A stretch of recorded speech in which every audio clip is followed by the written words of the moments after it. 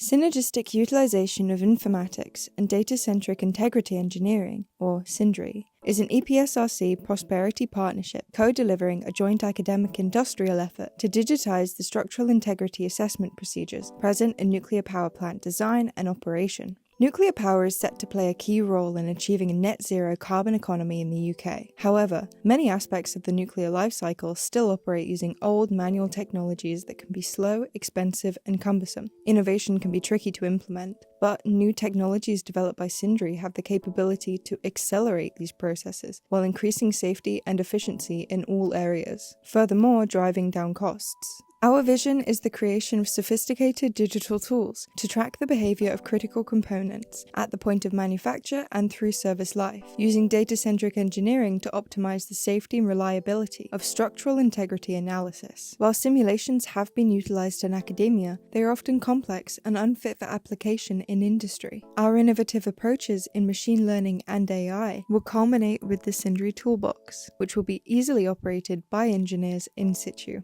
Collaboration is at the heart of the SINDRI Project. By pairing our incredible academic teams with industrial challenges, we have the potential to influence the future of digital-centric engineering practices across the nuclear energy sector and beyond.